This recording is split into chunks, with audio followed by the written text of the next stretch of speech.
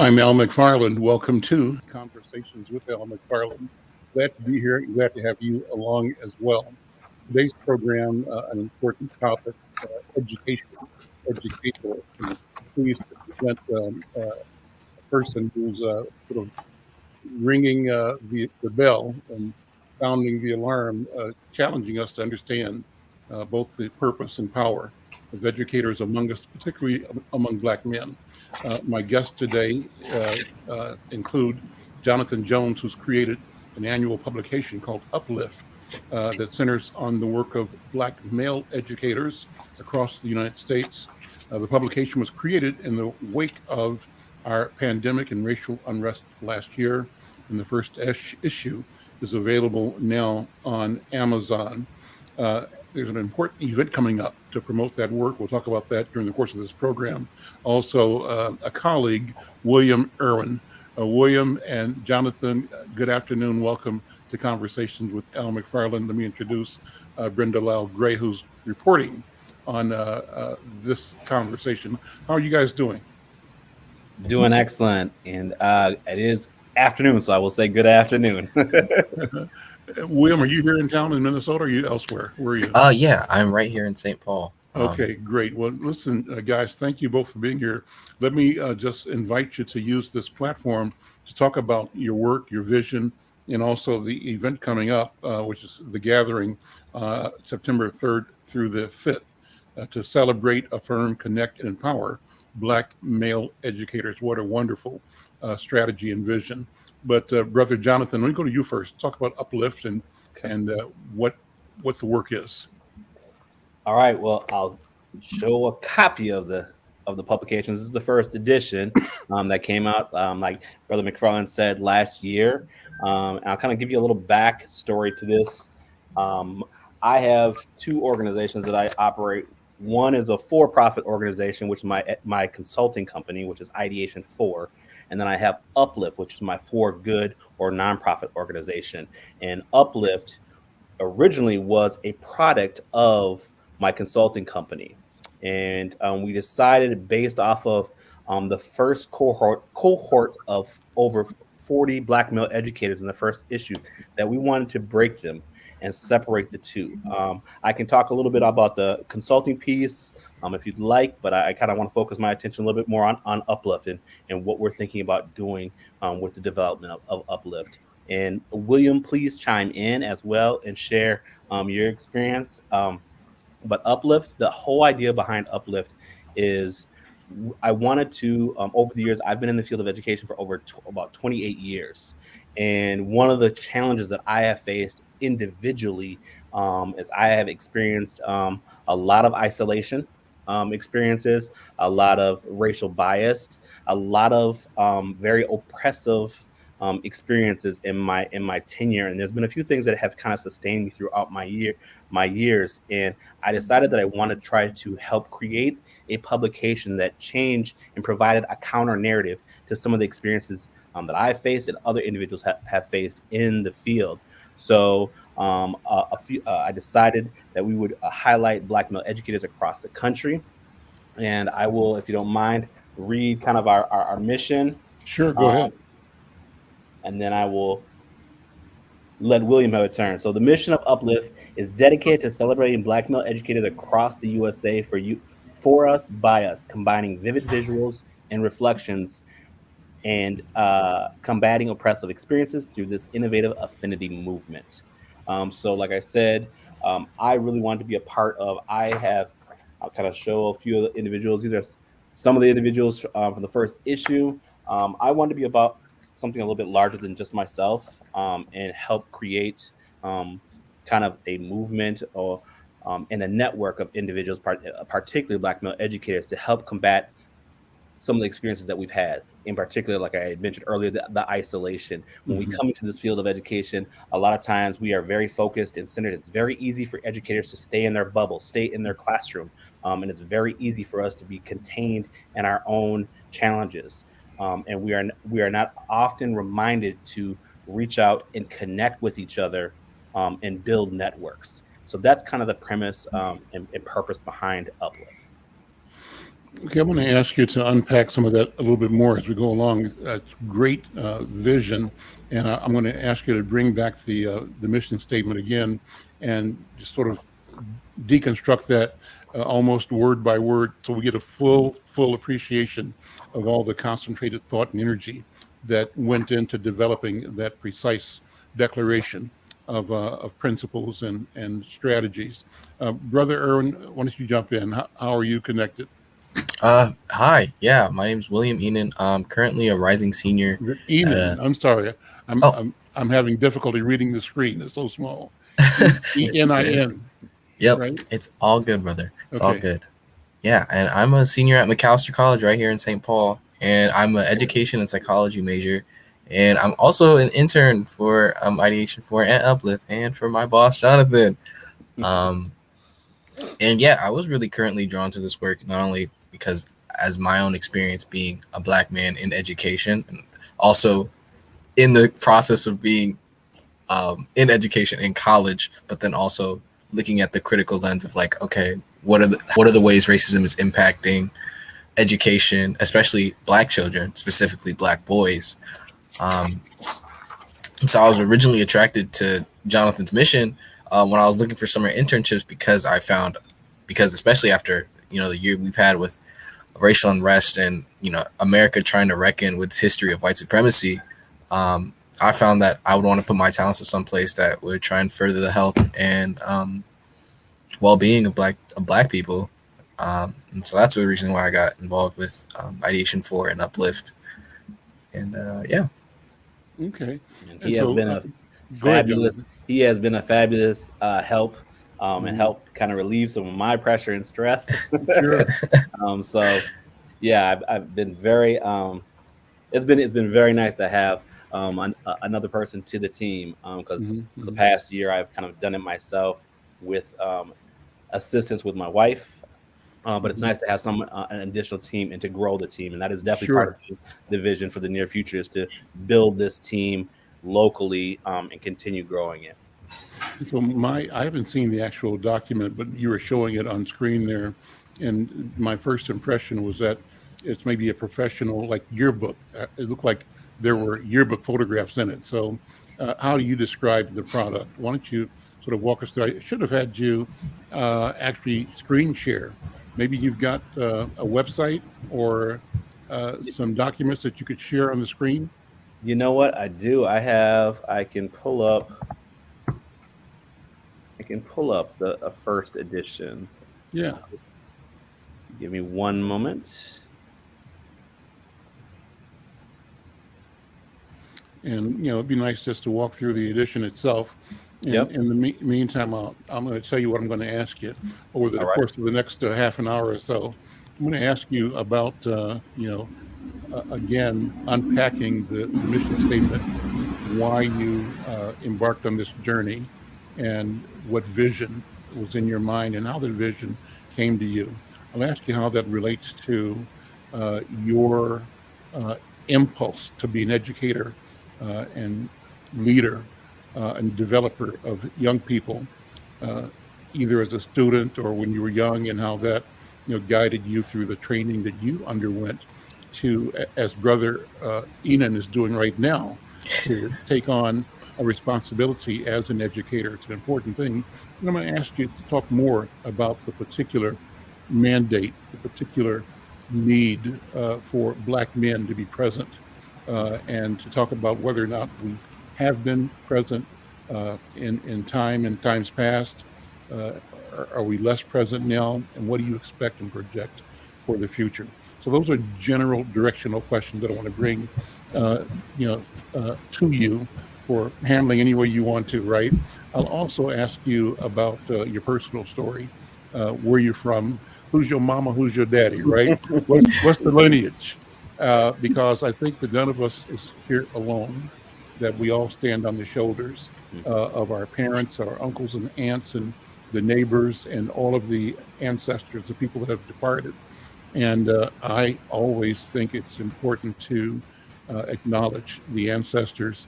And in doing so, we also talk to the future that we are committed to co creating. So those are the general questions, and we can take the conversation anywhere you want to go from there. But those are basic questions that I think can help you say what you feel and what you know in a way that will hopefully touch someone who's listening today. All right. Thank you. I know I did not memorize all those questions, but I know you'll give them back to me. Right, and you don't need to, it's the feelings, not the question. It's the feeling, Understood. right? Understood. Yeah. All right.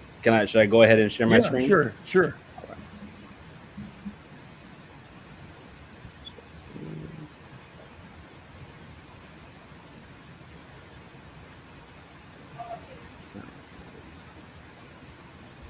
You're doing a screen share now, right? Or trying to anyway. I'm trying to, yes. And then Kelvin, if you're there, do you have to do anything to allow a screen share? Kelvin, it's engineering the program. All right. Is it coming through yet? Not yet.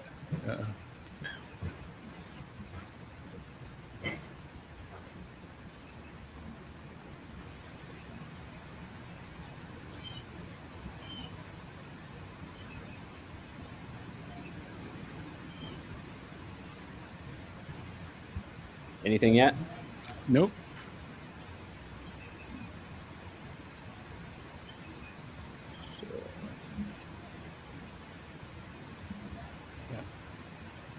And I'm not sure what.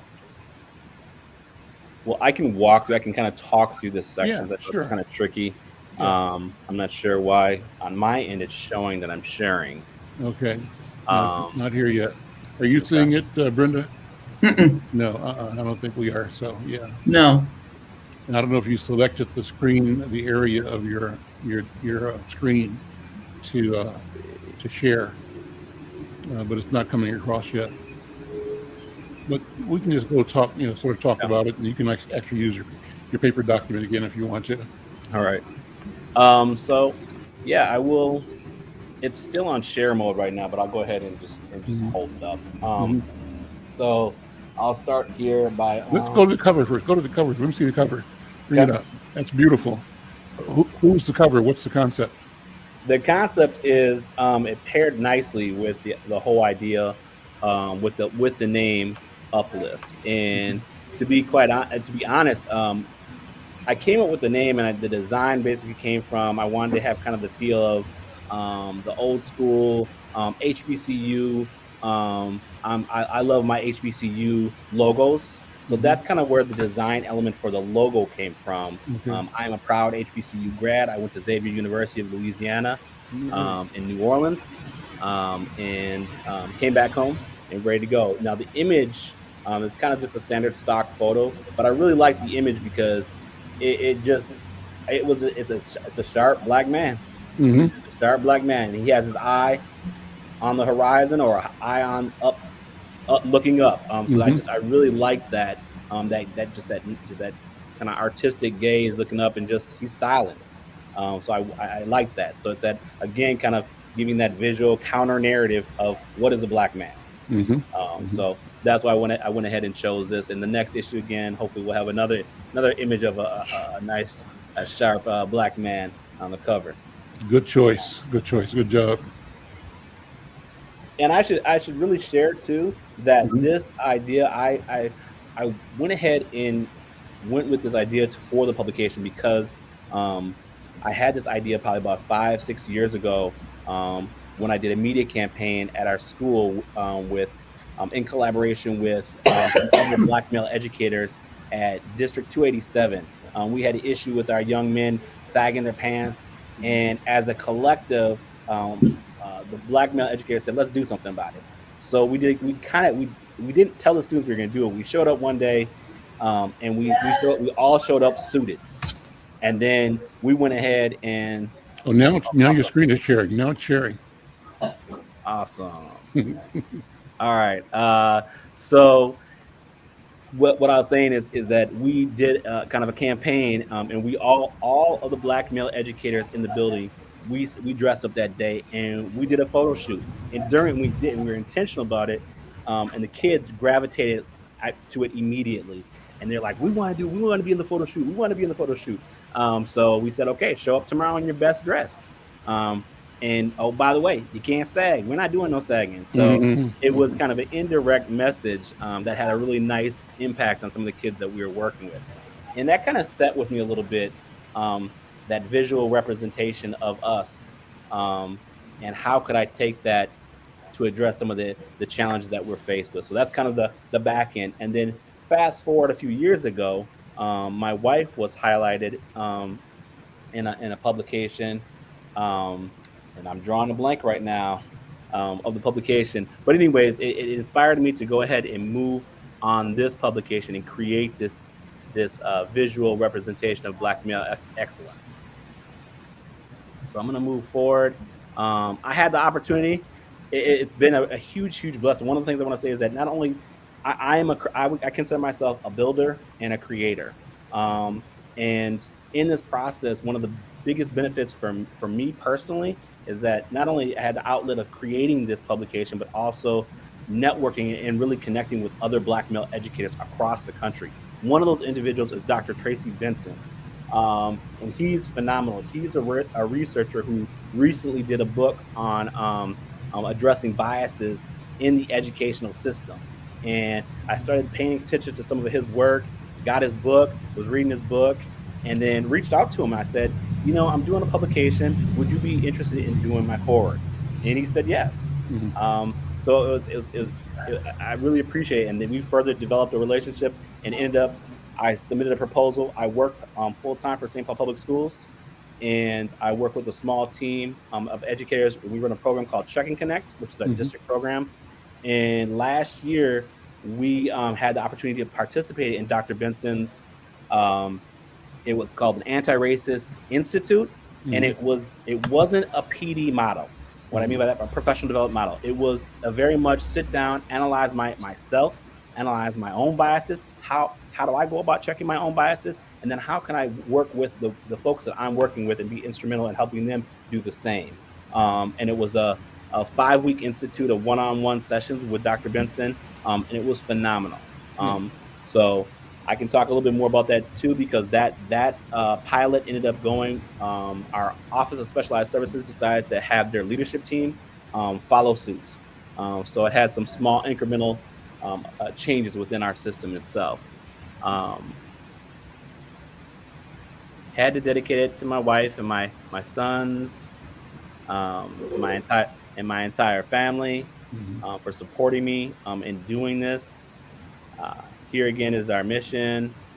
And here are the 40 individuals. We have Mr. Dwayne Dutrell, he is very near and dear to my heart, because he brought me into the field of education.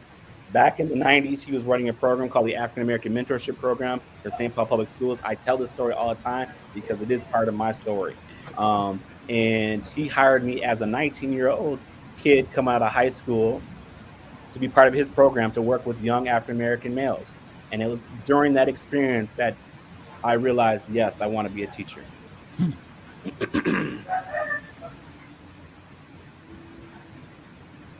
um, because we designed this during the wake of the pandemic and the racial killings. I was in constant communication with the cohort, and one of the biggest challenges, the things that we all know that we've been faced with, is the killings of Black people, particularly by police officers. So the cohort decided that we wanted to acknowledge the individuals who lost their lives between the time frame that we created this publication. We felt it was just a way that we could, honor them um, in the work that we're doing. So we included that in the publication, and I believe it was like some kind of ridiculous number, about 180 Black people were killed by the hands of police just in less than a year time frame Mm-hmm. of creating this publication. Mm-hmm. Mm-hmm. We have some sections on. We had several folks take out ads for their companies. This is my Mm-hmm. wife and her company, Body Love. Mm-hmm. So we highlighted primarily educators, or excuse me, individuals, BIPOC led or individuals in the publication as well. This is a quote also by actually one of the Uplift alum. His name is Dr. Travis Bristol. He's the leading researcher in the recruitment and retention of Black male educators, or just recruitment and retention of people of color in general. Um, and it's just a really kind of profound quote that I wanted to include in the publication. And we had overwhelming support for creating this publication, both businesses and individual investors for the first issue. It was really overwhelming. I was like, wow, it was amazing. It was amazing. And Great. it's some of the individuals who donated the first issue have returned to say we want to continue supporting. So it wasn't a kind of a one and done. It was us building this publication along with building the relationships as well. Here's some demographics: 41 legacy members in the first issue. 5 of them were in higher ed, 36 were K 12, 21 of them went to PWI schools, 20 went to HBCUs. As you can see, the majority of the individuals came from Georgia. We had 5 from Minnesota, and so on. Okay. I'll pause there and Oh, open it up. what's great. It's interesting. It's fascinating, and compliments to you. Um, and so, uh, talk about this is back to your mission statement again. Yeah, just scroll through it. Keep scrolling through as we're talking about. You said you had this idea 5 years ago, and when you first had the idea, what was the thought again? The thought was that I wanted to I didn't want to wait around to be recognized for the work that I was doing Hmm. um, as an individual, but also more as a collective. Um, I've worked over the years, in the past 28 years, I've worked with some phenomenal people who not only do they work, have a full time job in education, I'd say a good 90% of them also have an additional job that they do outside of that. And a lot of times, those additional jobs are directly related to the work with our kids, and it could be they've written a book, they do after school programming, they have their own nonprofit organization that works with our children. So that I wanted to be about recognizing their work as a collective and not waiting on others to recognize us. So really us recognizing us and us lifting us up. Hmm. And to what end? Why is that important? I mean, I know the answer, but I want you to say it. Why is it so critical? And does it work if we are? You said you didn't want to wait to be sort of acknowledged. What does it mean when we have opportunities to acknowledge and uplift ourselves versus waiting for approval? And I'll be, you know, kind of direct with this. I think too many of us often seek white approval, that we don't feel complete or we don't feel quote unquote allowed until someone white allows us. And then we feel credentialed or authorized to speak. But we also then are restrained by what we perceive as the parameters set by the voice, the tone, the experience, the expectation of the white grantor, the person that's granting permission. And so these are things that I think about. How does that relate to what you're doing with Uplift? And does that make sense to you? First of all, Yeah, am I yeah. saying it wrong?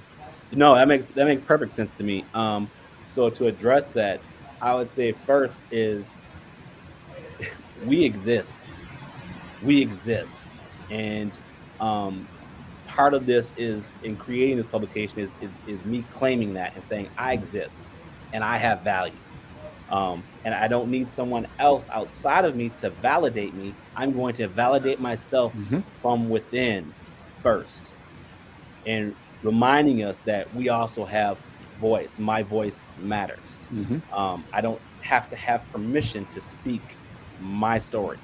It's my story and I own it. And I'm not going to let someone else tell my story Hmm. because they're probably going to get my story wrong, or Right. they will uh, omit pieces of my story. Um, so those are two big pieces: is that voice piece and the fact that we exist as a collective. Whether the outside cultures recognize that fully or not, we exist and we are here. William, jump in the conversation anytime you want to. And let me ask you to talk about yourself to give Brother Jonathan a break here. What's your personal story that brought you to your senior year at McAllister? Yeah. I don't know. I'm still kind of sitting with that question you asked about white acceptance. I feel like that's something that is just very on my mind, especially navigating a PWI. But yeah, I'm originally from California. Navigating PWI. What's PWI? A predominantly white institution like Okay. McAllister. New phrase for me. Okay. Good. Yeah. Yeah, no problem. Yeah, I guess my story. I'm from California, a small town, Fontana. I grew up in a primarily low income single parent household. Yeah, I originally, did well in school, did well in high school, and I originally found out about McAllister through this program called Quest Bridge, which is like a program for like low income, high achieving BIPOC students. And through that program, I found out that I could go to some place like McAllister, like a private liberal arts college. If I just applied, and they would like cover all of my financial need. Mhm. There you go. Yeah. So I applied, and I got in, and I didn't really know, where Minnesota was on the map. Like I'd been, in a small town for the rest of my life. And so I accepted, and I went on this journey to Minnesota, and here I am now. And I think a lot of my college journey was just really reckoning with my blackness in a white space. I lived in majority POC neighborhoods and areas most of my life. So it was a lot of reckoning with small things like microaggressions, but more so big things of how do I exist in the system of white supremacy? How am I even existing at this college is craving that white acceptance of oh, am I smart enough to be here? Is me getting a credential from this college certifying my intelligence? Am I, I'm sitting in academic circles and I'm sitting in discussion groups with my white peers, and I'm like, is what I'm saying making sense? Or, am I qualified to speak because I didn't go to, study abroad trips, or I didn't have that gap year in Kazakhstan, volunteering, saving the whales and things of that nature that were, highlighting just real big class divides and also social divides for me. Yeah, so I think Where does your name come from? ENIN, right? Enin. Yeah, I've never seen that name before. What's the story on your name? Yeah, no problem. I'm actually Ghanaian, so my parents are from Ghana, and my last name is my dad's last name, and yeah, that's just how it goes. It's a family name. What part of Ghana are you from? Accra. Well, my mom's from Kumasi, and then my dad's from Accra. So okay, so would the name be from the La community, or would it be from the Ashanti, or is it Fanti, or which? Yeah, the Ashanti tribe. Yeah, Ashanti tribe. Yeah, Ashanti. Okay, have you been to Ghana? Do you know there? I have not been to Ghana. No, I have not. Okay. All right. I've been to Ghana a whole bunch of times, and love Ghana, and love time I spent with Ashanti people and with Fanti people and with the people in the La community in Accra. So it's interesting. I didn't recognize your name, but that's why. It's a great name. So what do you? You say you grew up a single mom or single parent, right? How does that fit for you as a first generation? Your mom came here probably, and you're American born though, right? You're U.S. born. Yes. Yeah. Okay. And so I'm in the same boat as you. My dad came from Jamaica, and is Cuban born. And so I have that sense of being, a first generation person here. And it makes a difference. It makes a difference. So what's your story? What's your experience just growing up, knowing that you've got this whole cosmology of Ghana wisdom and African knowledge in the back of your mind? It might not be front and center, or maybe it was. Tell me what your experience was being a 5-year-old Ghanaian boy in a black community in California. Ooh, dang. I guess there's a level of double consciousness that I didn't really understand until I got older. But like, there's some things that are like different growing up in an African household, but also being black publicly. I think that was like one thing I had to reckon with. So I go home, we eat fufu, jollof rice, eat okra stew, all those different kinds of things. So we have like my household was very like had a lot of really deep ethnic smells, and so when my friends would come over, they'd be very like taken aback when they'd come over and be like, oh my god, what is like going on in your house? Like, what's the smells? Like, yo, it smells weird in here. And I'm like, yo, it's just my mom's food, and they eat it and they be all happy. Yeah. But definitely it was like living in kind of in between worlds. Because it was like, yeah, there's just certain things about like that Ghanaian experience that I wasn't translating into like my public black life. Like I was still listening to hip hop. I was still, getting to conversations about, who's the best rapper, different kinds of dances and all those kinds of things. But then there's also things of like, never shake your, like they weren't allowed to shake my mom's hand with their left hand. Like that was a rule I had to tell my parent, like to my friends, like, that's extremely disrespectful in our household. Yep. All those things. Your mom and dad both Ashanti or just your mom? Both my mom and dad, yeah. Both Ashanti, okay. Yeah. But I definitely did learn to like have a sense of pride in who I am and like know that there are roots. And my mom was very strong in that, like always telling us that we have a home and we have somewhere to be and we have family. And so, even every Christmas, like our Christmas, it's very traditional. My mom's playing like Ghanaian music. My mom is, speaking Tree, the language that we speak all the time. And, I'm still struggling to learn language currently, but, I still get it. I don't know if you can see it. I've got a Ghanaian stool in the background here. And the symbol on the stool is Genie Ami. Oh, okay. Yeah. So, but you probably can't see it. It's probably, I'm blocking it. But that's one of the things that keeps Ghana fresh in my mind every day. It reminds me of just the wonderful culture and this connection with the ancestors and with protocol. What I loved most in Ghana was that in every gathering, there was an order and a process and a system for engagement. And what I have said, Brother Jonathan, is that one of the things we lack here is a protocol for engagement that connects any outsider to the inside, and within the community, the family, whatever the entity is that you're talking about, some internal dynamics that are predictable, that are trainable, right? Teachable, and that are learnable, but they give you the shorthand of existence, right?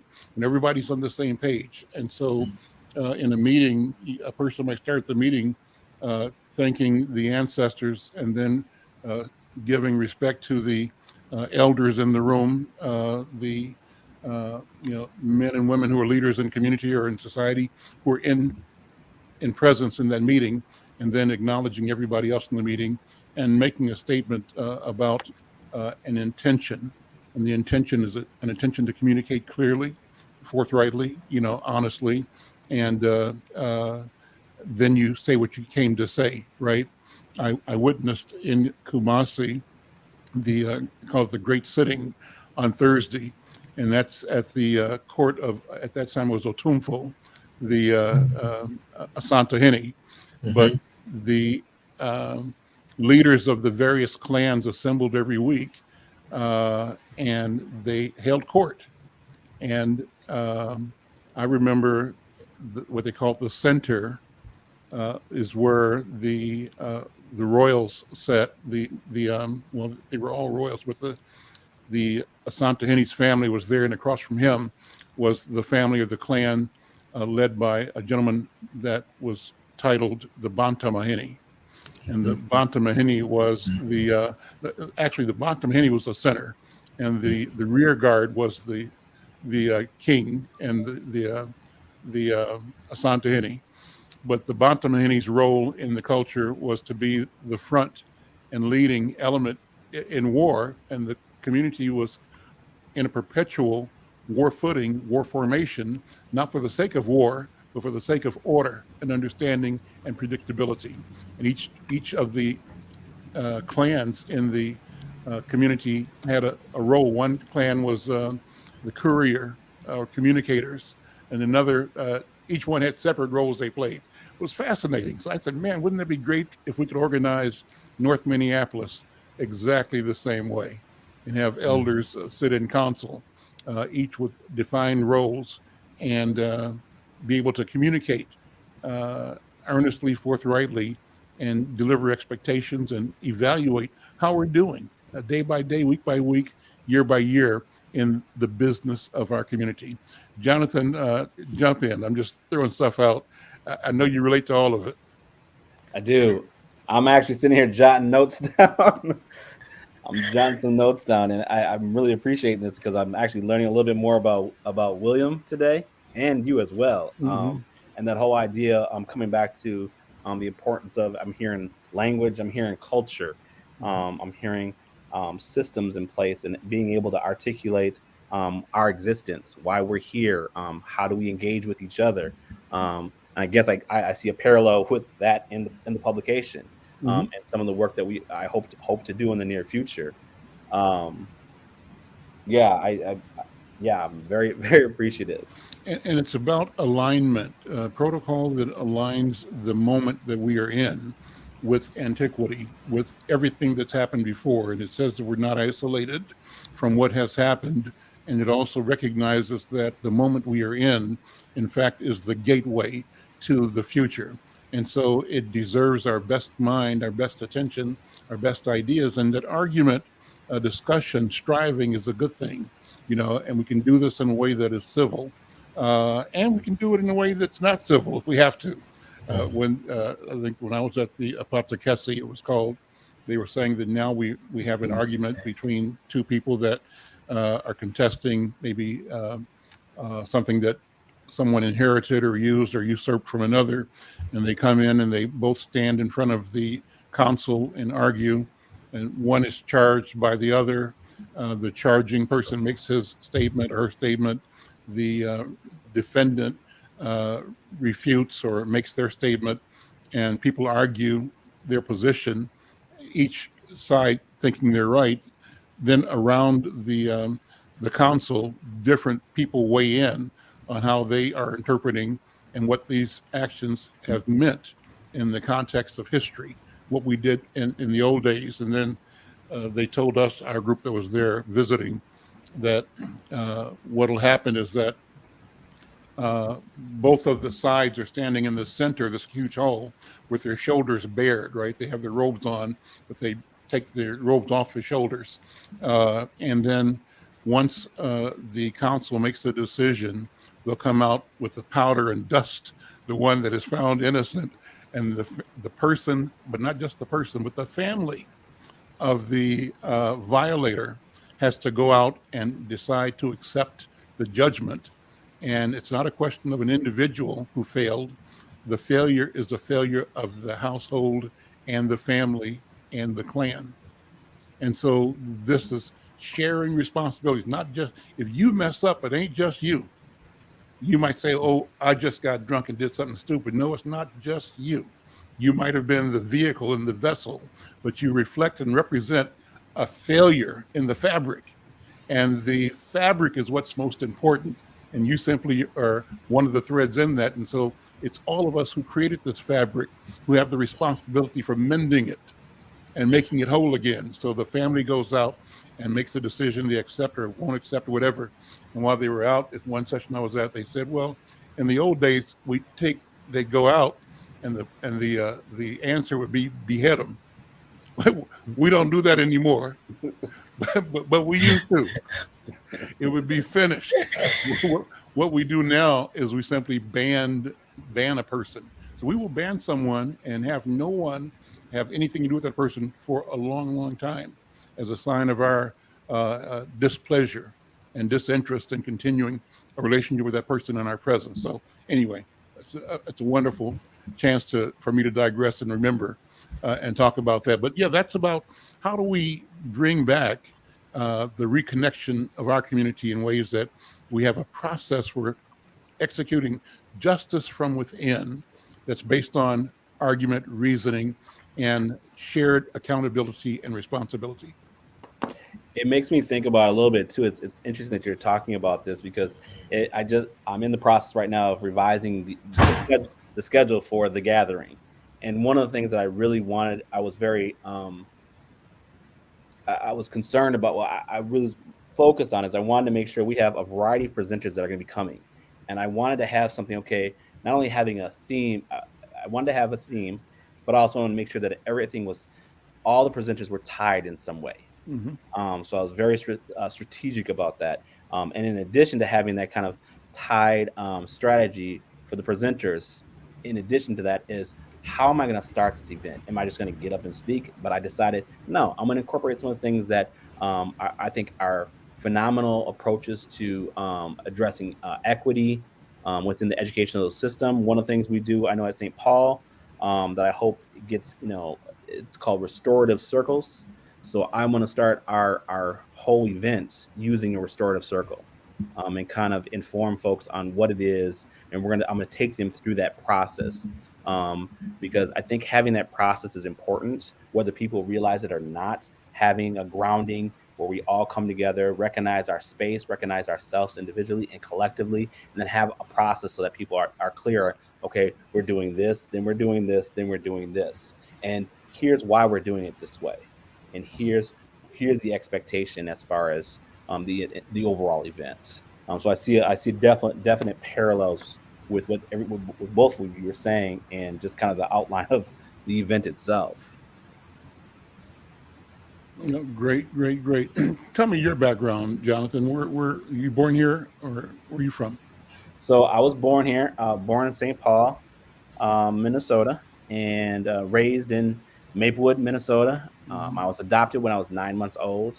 I was born to a white woman and a black man. I have not met my biological father. I have met my biological mother.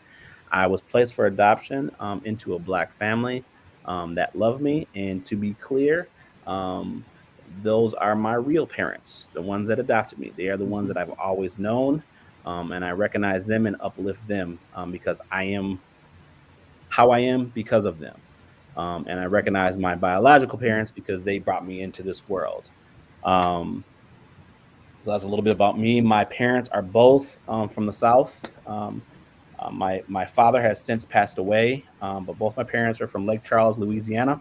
Hmm. And like William, um, my mother had an opportunity years and years and years ago to come to Minnesota on a scholarship, and she went to I think of the school's name.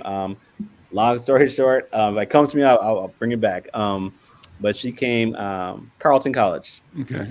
She got a scholarship to go to Carleton College, and basically she was the oldest in the family, and her family and my father followed her Hmm. here to Minnesota because there's a lot of job opportunities here that definitely were not in the South at the time that they came. My mom was an educator. She worked for St. Paul Public Schools. My mom ran the adult literacy program in Unadale Mall on University. So grew up in kind of the semi suburbs of Maplewood, but also was raised in Frogtown area. What was your mom's and dad's names? My mother's name is Lou Walker Thompson. Okay. She has since remarried. My stepfather, who is now my father, don't want to confuse everybody, Hmm. but my stepfather lost the title of stepfather, and he is now my father, is George Thompson. And my father, who adopted me, is Maurice Jones, Okay. who is no longer with us. Hmm. Okay. I think George Thompson, if I'm correct, is he a Morehouse man? He is. He Yeah, is a that's Morehouse my, man. yeah. Okay, he's a good friend of mine. Yeah, yeah, Mhm. yeah, yeah. You tell him I said hello. I Yeah, will do that. yeah, absolutely. And so, when you think about both guys' family, and what your rearing meant, what does it mean to your commitment and your attitude, your pathway to the future? Uh, I believe that people are called, and I think that you both are operating on a calling. and I think you both can connect that calling to the nurturing and the caring and love you experienced in your households and in your communities. But that's what I think. But let me ask you to respond to you whether you feel you are called to do the work. William, start with you.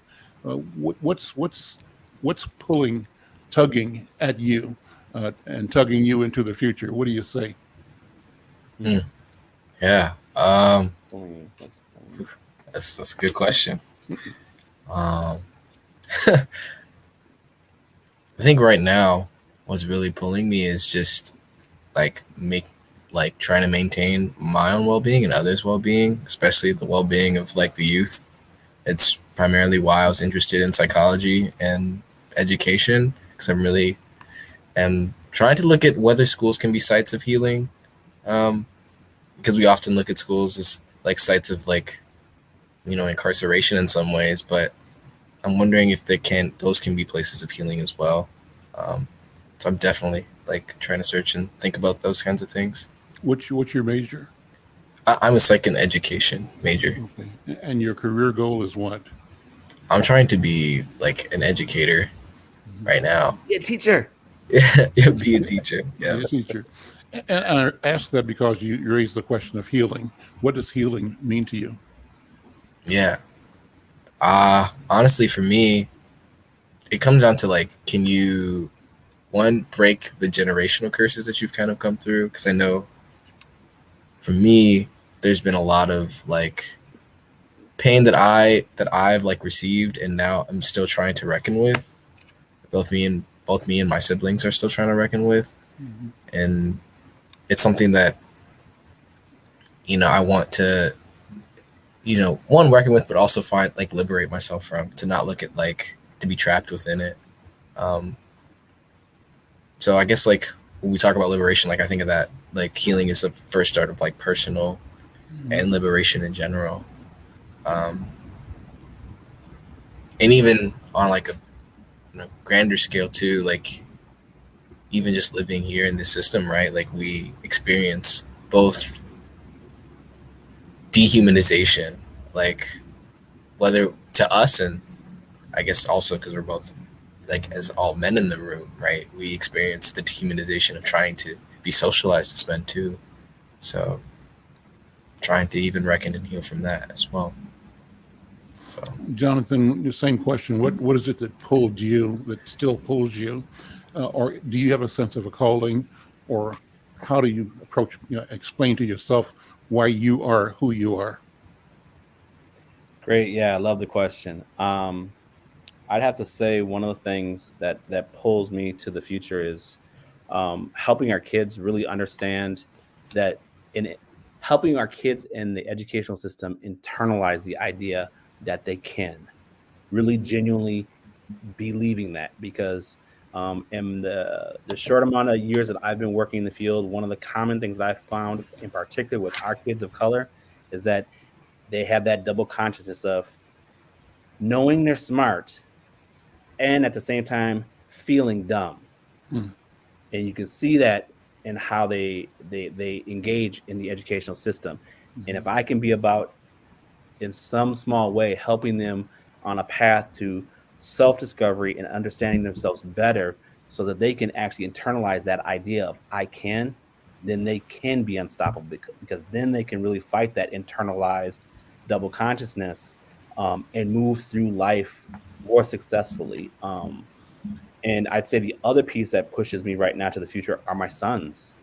Um, my sons are are a reflection of me, and they're helping me to become more patient and a variety of things. So I'm always trying to find ways to be mindful of the work that I'm doing, but how do I be mindful of the work that I'm doing in my life and how does it directly impact and affect my sons that are sitting next to me on a daily basis? How do I incorporate them into the things that I'm doing so that they don't feel left out, so they don't feel like they don't exist, so that they know that they exist, that they know that they are valued and cherished.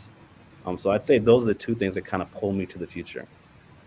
So to me, it sounds like one of the things that you are doing and that we have to do is think along, and you mentioned it as well, William, generational lines. How do we do things with a thought of what the impact of this word, this act will be 7 generations from now? Wow. How do we think about the multi generational consequence? I've been watching a program on YouTube by another educator, one that you should know. I haven't met them yet. I've simply become a follower of their channel. Dr. Greg Carr has a project. He's head of Africana Studies at Howard University, and he's in partnership with Dr. Karen Hunter. And Karen Hunter, as I understand, is a social media phenom. Been doing like radio interviews and has talked to everybody in the past several years, but now has created this collaboration with Dr. Carr, and together they've launched a project. And the project came out of the uh, the opportunity that was created by the pandemic. The pandemic shut down, all of our institutions and allowed some educators to be critical about, what the institution of education is and how it works, and that question that we started off with about authorization, because academia authorizes, right, allows, validates, Right. and the question becomes at some Sure. point in time, is there are there parallel systems of validation? So, not to discredit what academia does, but is that the only way? And are there other ways that are equally valid and can deliver benefit, knowledge, awakeness, awareness, consciousness, and healing to our people and to humanity? So, they have this project they created called Narrative with a K, narrative with a K. And at narrative.com, they basically have created a digital or virtual university. And the project is attracting scholars and educators and healers from around the world who have specific, volumes of knowledge and experience and capability that they're bringing and attaching it to this apparatus that is creating itself. And what it's creating in and of itself is a pathway, an avenue to connect people where knowledge can be transmitted, shared, and created, invented.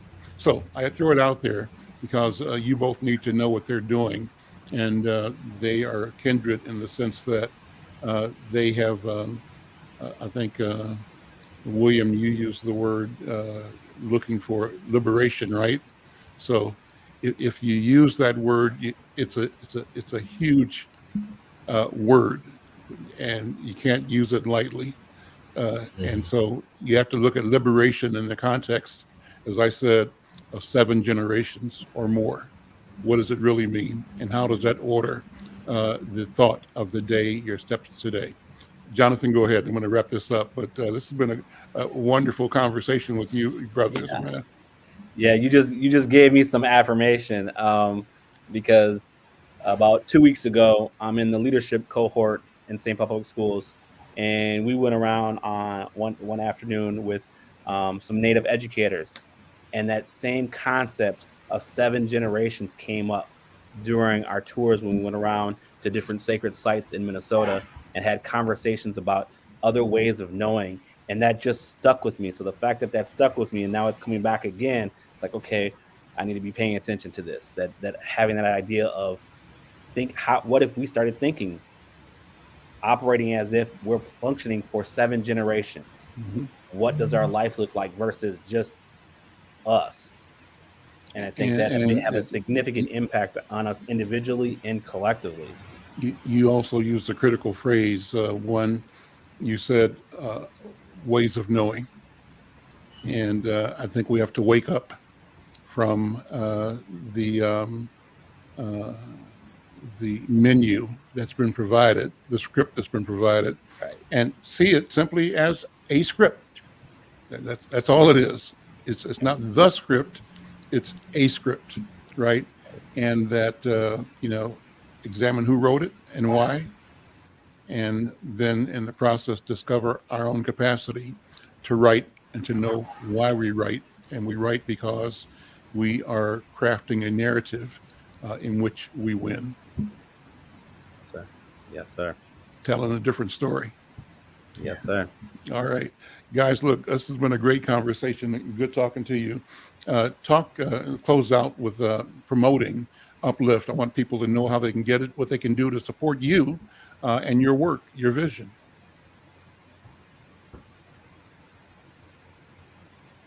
Give me 1 minute. I Go will ahead. pull that Take up your for time. everybody to see.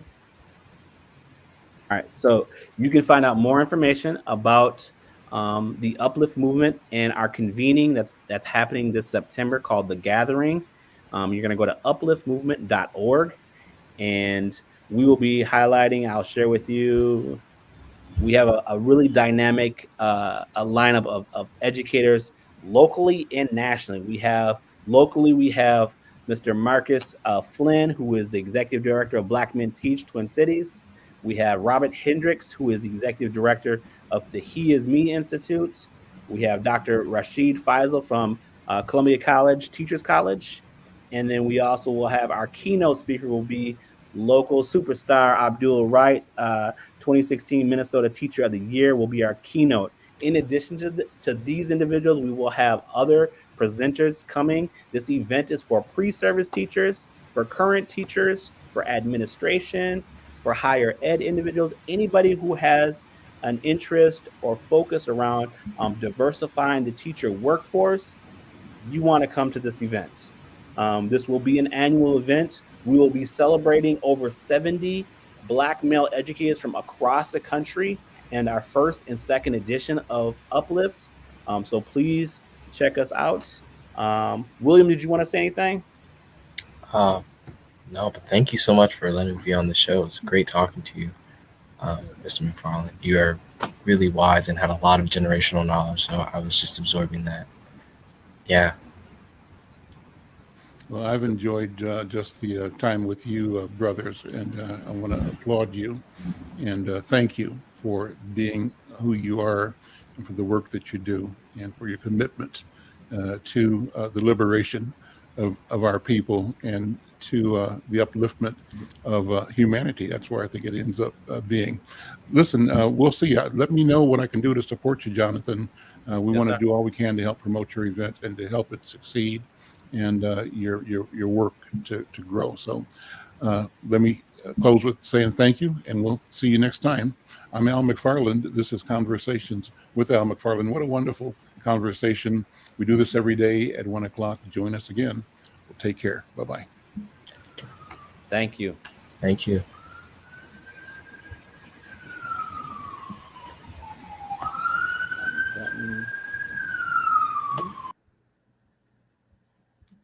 Thank you again, sir. We'll see you.